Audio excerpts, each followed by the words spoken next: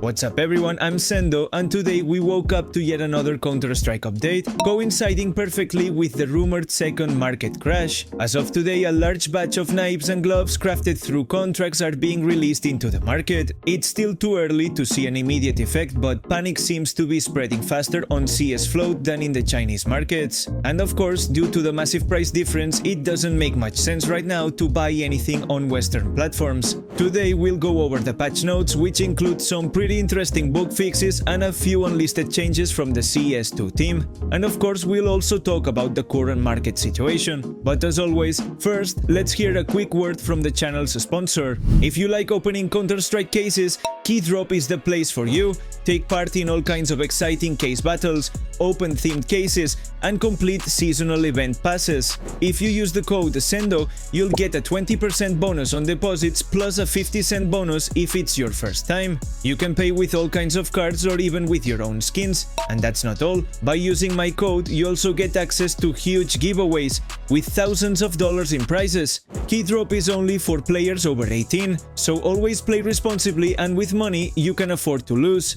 Another day, another Counter-Strike update. As usual, let's check out the patch notes first and then discuss the market, since I know that's what most of you are here for. First off, they fixed one of the most annoying issues in CS2, rubber banding when colliding with a teammate. It looked super buggy before, but now they've improved the movement prediction when player models collide. They also added a local sound prediction system when aiming down sights or on scoping. In retakes mode, the cards can now randomly offer either the M4A1S or M4A4, depending on which guns the player has equipped in their CT loadout, a much needed fix, since before it only gave the M4A4. They've added armor to the 4 vs 3, 4 bad guys left, and blind fire cards, and replaced the flashbang with an HE grenade on the enemy CT loadout card. Animation fixes were made for the CZ, SSG, AUG, and Galil.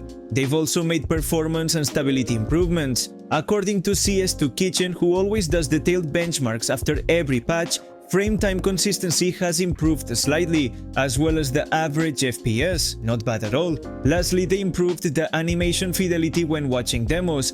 But before moving on to the market situation, there's one unlisted change worth mentioning, and it might hint at the future of CS2. In this latest update, Valve changed the rarity label of weapon skins to quality. While it might sound like a small or meaningless change, it's actually another hint about CS2's future. It seems like new case releases might not be as viable as before. Valve has been gradually introducing systems that help avoid legal issues with loot boxes in several countries, skin rentals, terminals where you get 5 tries to get a skin before deciding whether to buy it, knife contracts. Right now, the future of cases is uncertain, but I have a feeling that the knife and glove contracts won't be Valve's last big surprise, and if they make another radical change, we could see an even bigger crash. As always, any new info will be on the channel, so stay tuned. Now let's talk about the market and the long-awaited second crash. At the time of writing this script, it's been just over 3.5 hours since the trade locks expired,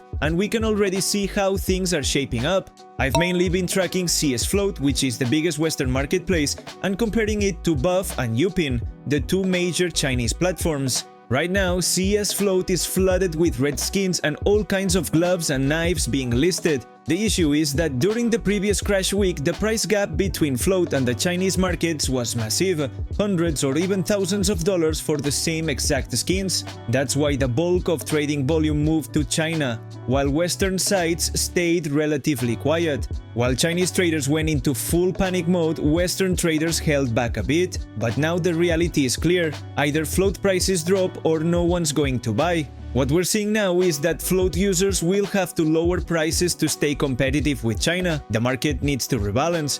That said, I'm also seeing people listing very expensive crafts like Pandora gloves at pre-crash prices, and as always, until enough people realize no one is buying at those levels, the market won't fully correct itself. Looking at Buff and Upin during the first hour after trade lock expired, prices dipped slightly, small corrections, but now they're already rising again at a steady pace. That's probably due to the massive number of buyers waiting for this moment, a quick rebound effect, and Chinese traders realizing it's a good time to buy cheap. In fact, some are already doing trade reverts, seeing their skins shoot up in value, and others are even refusing to send their sold skins after noticing the sudden price increase.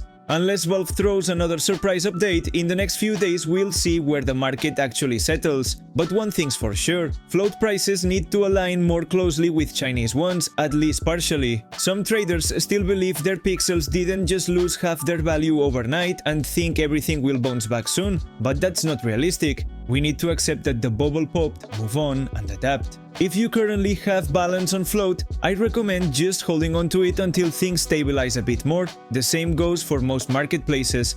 Prices have dropped, but they're still not close to Chinese levels, so unless you're buying through buy orders at Upin prices, it's not really worth it. As always, any updates about CS2 or the market will be on the channel, so don't forget to subscribe to stay up to date with everything Counter-Strike. I'm Sendo and I'll see you soon. Bye!